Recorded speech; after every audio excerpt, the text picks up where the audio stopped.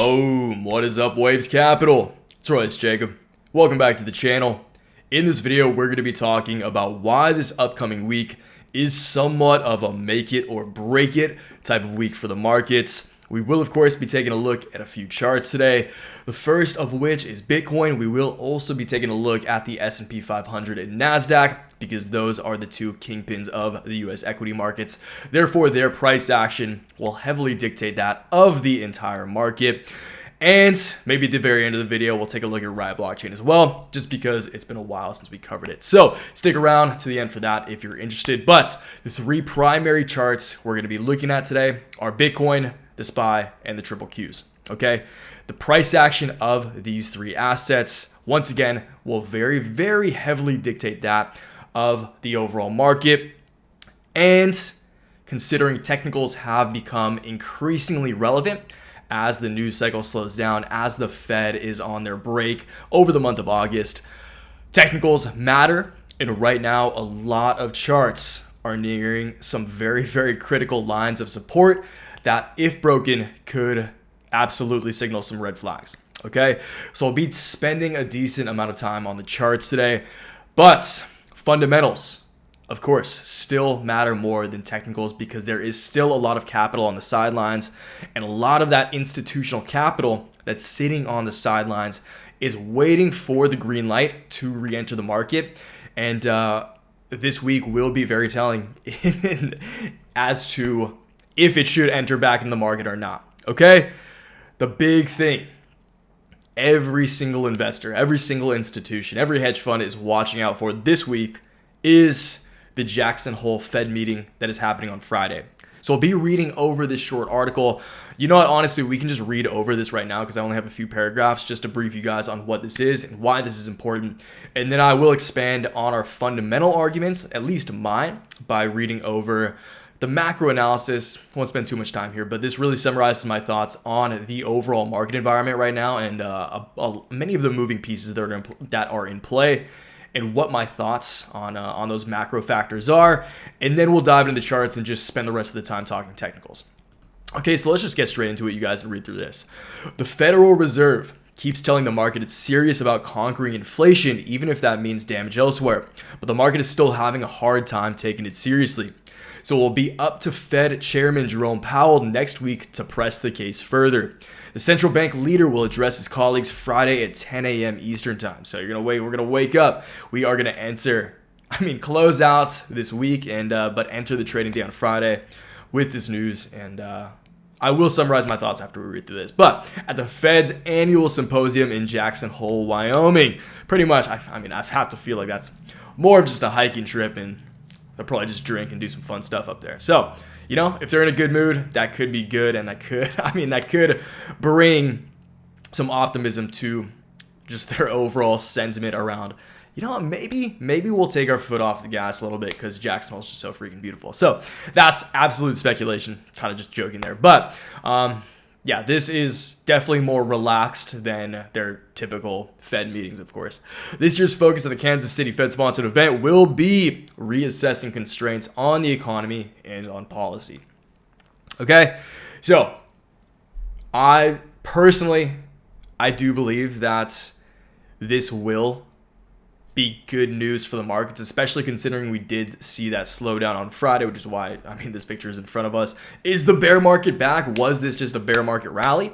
I will touch on that as we read through this, and of course, once again, expand on my points there. But my general thoughts when it comes to the Fed meeting on Friday, to this Jackson Hole meeting, to what Jerome Powell has to say.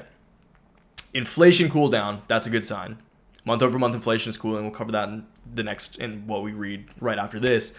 But personally, given the fact that if you were to go bullish right before every single Fed meeting over the past few months, you would have made money.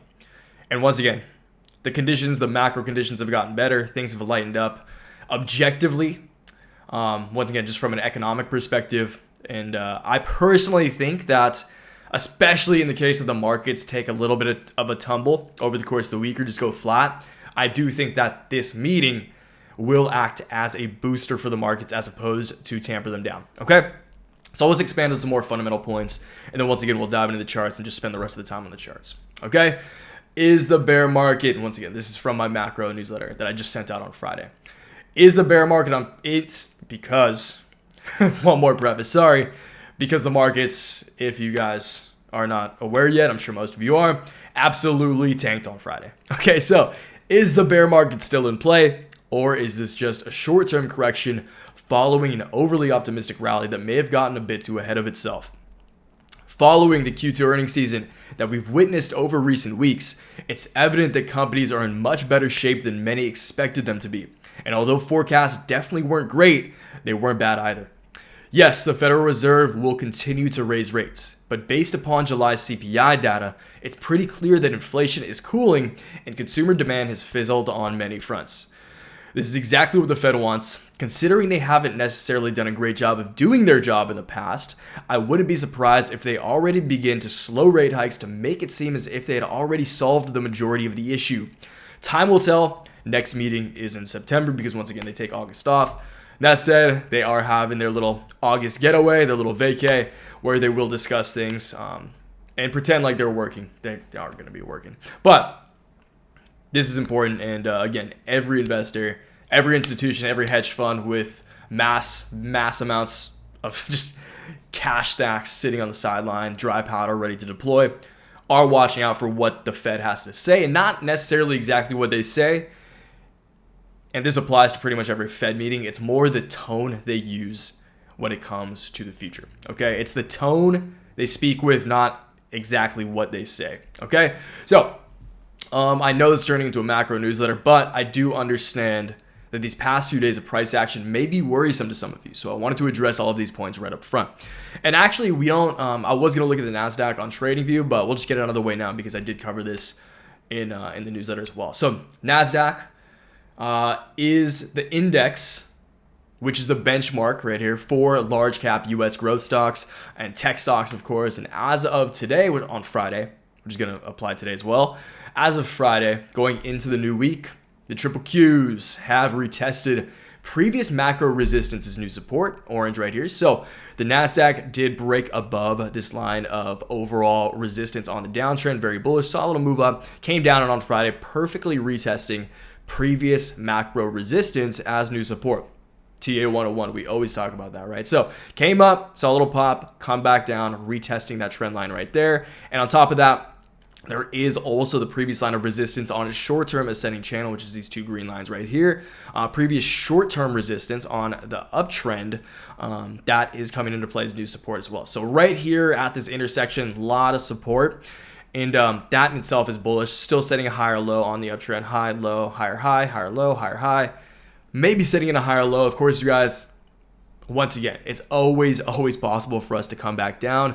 I think at some point in the future this will happen, but I do think right now we still have further upside to accomplish. And again, even if we do see sideways price action, a little bit of red over the course of just the first few days of this week going into Friday in anticipation of the Jackson Hole meeting, I do think some relief is definitely coming by the end of the month. I'll say that much. Okay, so I'll close this one out. It makes perfect sense to me that a technical correction is due. The rally was looking overbought, and we've been eyeballing that macro resistance for the S&P 500 for weeks now. We'll take a look at that after Bitcoin, of course. But I'd imagine that the past 3 days of increasing volatility and downside price action is a matter of longs getting too ahead of themselves, which created a snowball of sell pressure. The reasons we just mentioned above contributed heavily as well, of course. Personally, I don't think the bear market has returned. This thesis just doesn't make sense to me given the objectively better than expected fundamentals that have been revealed over the past month. Growth stocks have returned to valuations that would be considered cheap, and it's ridiculous to me that names like SoFi and Matterport have erased all gains following Q2 reports showing such strong revenue growth and guidance. And of course, you guys, SoFi, Matterport are two of only many names that I think in the past few trading sessions alone have gotten overly, once again, oversold. They did get overbought for sure in the short term. But again, you guys, it's just, we're back.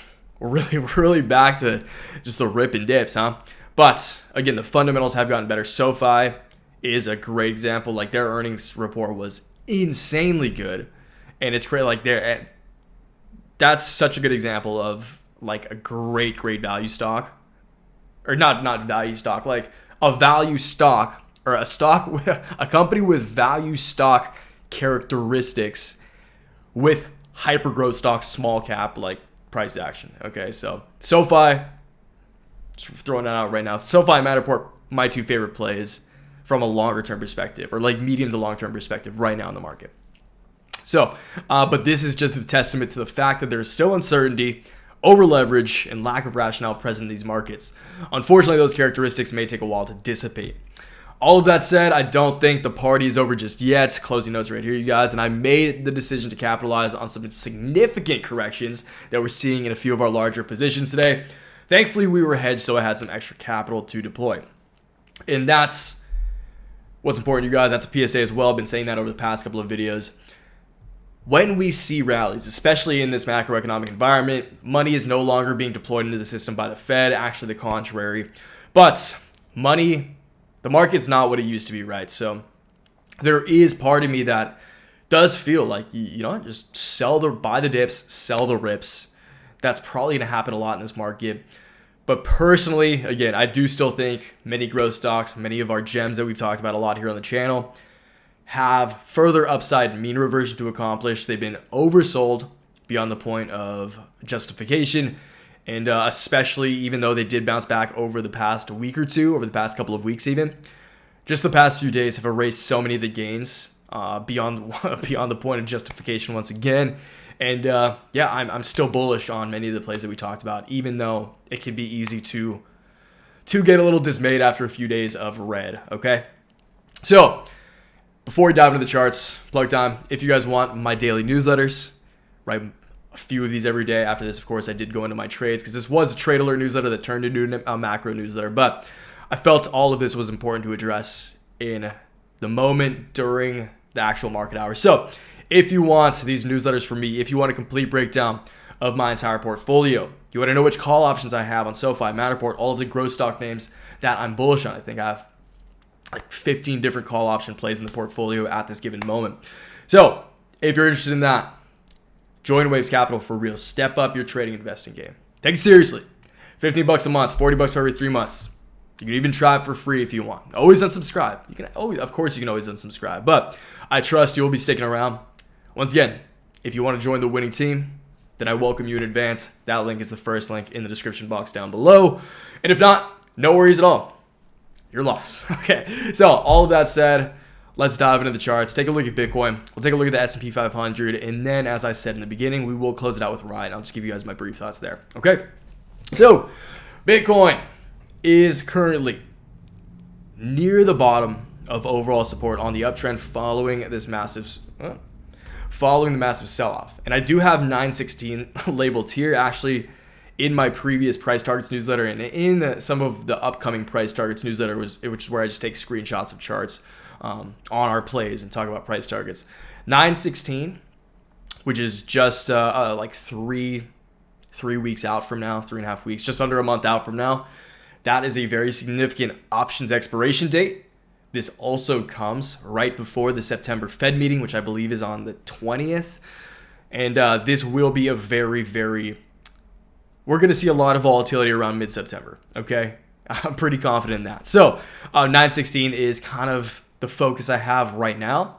I'm not necessarily that worried about the next few sessions unless we really start selling off. Then that would be a red flag. Again, unless support is broken. But if we see sideways, if we cool down, it's all right. I do think, though, going into September, we will definitely be seeing some volatility with the Fed coming back into, getting back to work and some significant options contracts. I believe this is a triple witching, which is where many different financial instruments expire on the same day. Anyway, that, just for the purposes of this video, is going to be kind of the time horizon that I'm focusing on personally and in these analyses, okay? So, Bitcoin, once again, very obvious line of support. I don't need to break down this line of support for you guys. Touch point here, following kind of just the reversal and what looks to be a bottoming out process. What we spent, I mean, we're at levels that we were at in mid-June. So it's been a couple of months now that we have just been floating sideways, which is a good sign. And Bitcoin has been showing pretty like definitely showing signs of strength amongst the market volatility. Obviously, we did see a big sell-off the other day, this fat red candle right here, which no one likes to see. But Bitcoin, from a trend perspective, is still in an uptrend, right? We did perfectly test this line of support, which is a good sign right there. We are still in this ascending channel, which is these two perpendicular white lines right here. And personally, once again, because I think this will bring some relief to the markets, I think Bitcoin will make its way up to test the top line of resistance on this ascending channel, and also test the trend line that I've had. Or I'm sorry, the new ceiling that I feel like every trader is probably looking at right now. Obviously, just the previous low, what acted as the previous floor on the last leg of this overall downtrend, will likely come into play as a new ceiling. Again, previous resistance, new support, previous ceilings, new floors. That is just trading 101 right there. And at some point, I think Bitcoin at least has to make its way back up to test this candle wick low right here, which is at about 26,800, like 26.8.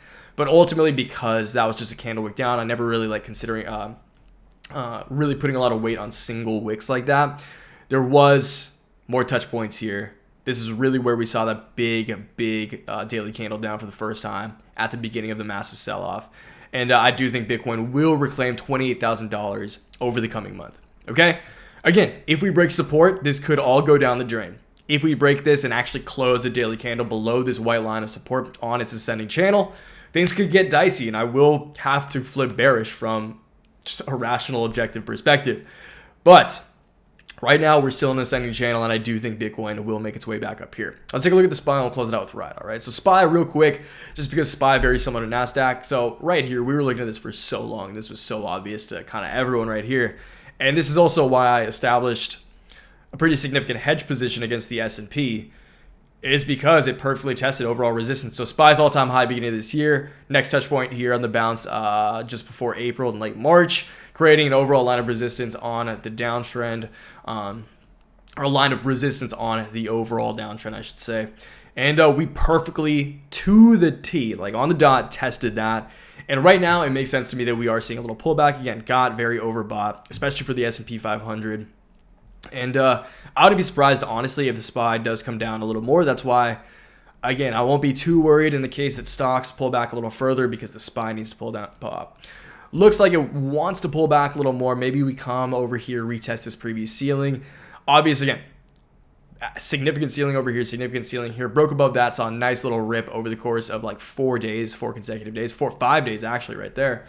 And I wouldn't be surprised, if we come down to like the 415 region. But that said, the NASDAQ is on significant support. The NASDAQ bounces that will create optimism around the S&P. Every trader, every quant out there is looking at this level right here. So everyone's expecting it to get to that level prior to reversing. So you do, of course, and again, always say this applies to many charts, and anytime you're playing technicals. You want to play game theory. You want to do your best to stay one step ahead of your opponent. It's like, chess. You want to do your best to envision the opponent's following move or the next few moves, so you can, so you can cut. You can just cut before them and act according to their following moves, right? So everyone's expecting us to come down here because it was such a significant line, such a significant ceiling. Everyone's eyeballing that 416, 417 level. And that's why I would be surprised if we just see a reversal now, because everyone's expecting it. Everyone's going to wait for that to buy. And if we start going up now, everyone might be waiting for this and miss the boat and then have to buy in higher. So what I think is going to happen by the end of the week, personally, I think that once again, with this coming up, I think there will be a break of resistance. I think the SPY will be breaking above this line of overall resistance. I think we see a little rip. I think we see a pretty healthy rip following a break of resistance because it's so significant. And from a technical perspective, again, stick figure lines don't mean much, but if you're paying attention to moving averages, this is it's crazy how these trend lines fall almost directly in line with like the 200-day moving average or 50-day moving averages. So again, break of resistance, close the daily candle above this would imply a technical breakout. We would inevitably be seeing a significant rip following that. I think that will result in somewhat of a bull trap if I'm being honest. But I do think a break of resistance is coming. And once again, if the S&P is doing good, growth stocks, tech stocks are going to be doing even better. Okay, so let's close out with Riot Blockchain and we'll call it a day. Okay, Riot is not looking good at all. Okay, at least over the past few sessions. So poor Riot Blockchain saw a beautiful rip, saw some amazing price action up to 1050. So broke back into double digits as we were hoping for over the past month. But since from the 15th to the 19th, over the course of last trading week, we have corrected 30% from those highs. Actually more than, so about, yeah, I guess 30% from the highs. Sucks, but unfortunately, that's kind of what happens when you rip like this. That said, and although Riot has broken technical support on its very sharp ascending channel, not surprising there either, okay? Did break support. That said, we are still technically setting in a higher low on the uptrend. So again, high, low, higher low, higher high. We're setting a higher low as long as we're technically above what I mean, you could do that, but I consider as long as we're above about 620, we're still setting a higher low. Better, I don't really want to see us fall below 650. Personally, I think that we will test kind of this high right here, the initial really big rip up on a short-term rally. That would be at about 690. So maybe Riot comes down a little bit more, comes down to test about 690. But at this point in time, because we've already seen a 30% correction, it seems like that is enough for me from a technical perspective. But from a fundamental perspective, I'm not sure if you guys are trading Riot, obviously you were following their earnings. Their earnings report, as far as growth metrics and outlook and forward-looking statements are concerned, were great.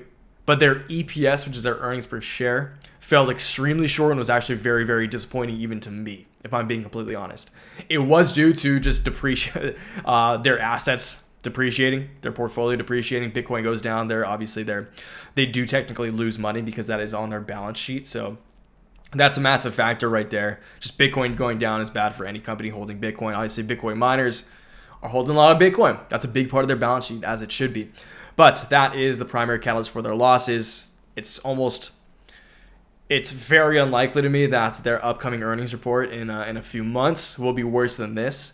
But honestly, you guys, to see another rip, to see us really pick momentum back up, we will have to see Bitcoin, again, shoot up to $28,000. If Bitcoin shoots up to $28,000, I think Riot, again, September 16th right here, will come up to $11.50, $12.